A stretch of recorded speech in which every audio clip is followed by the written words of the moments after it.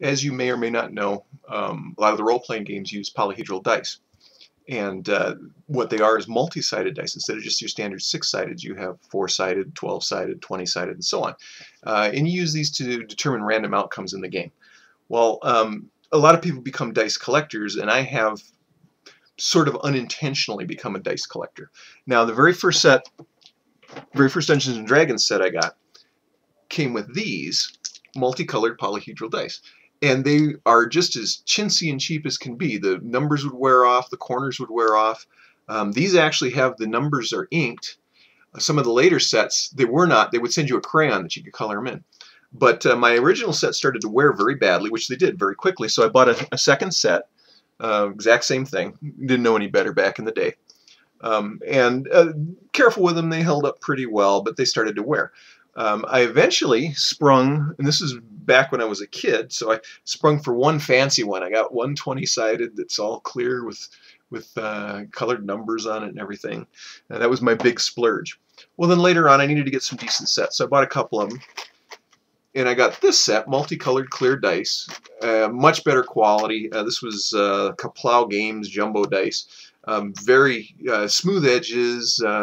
I'm not overly concerned about balance. Some of these guys they actually test them. They will float the dice in a bowl with Epsom salts and then see if the numbers have a bias. And I don't care. It's only a game, for me at any rate. But I did get one tournament grade, and this is from Game Science. And these are built to the same standards as the dice used in casinos. And I agonized over what color to get, and I got these electric blue ones. But I do have one tournament grade set. And these are guaranteed not to have any bias for any particular numbers and so on and so forth. But I got that. Well, I've had various people come over and want to play games. And of course, a lot of people, obviously, probably most people on the planet, don't have their own set of gaming dice. So I decided to pick up relatively inexpensive, and it was a 120 pack or whatever of mixed dice, and I got 17 complete sets out of it, and it's all different colors. We've got some solids, we've got some clears, and so now I've got this one's kind of like a marbled, and it's supposed to be sort of a sampler pack for this company. I don't even remember who I got it from. I bought it off Amazon, but I've got this bowl now full of dice.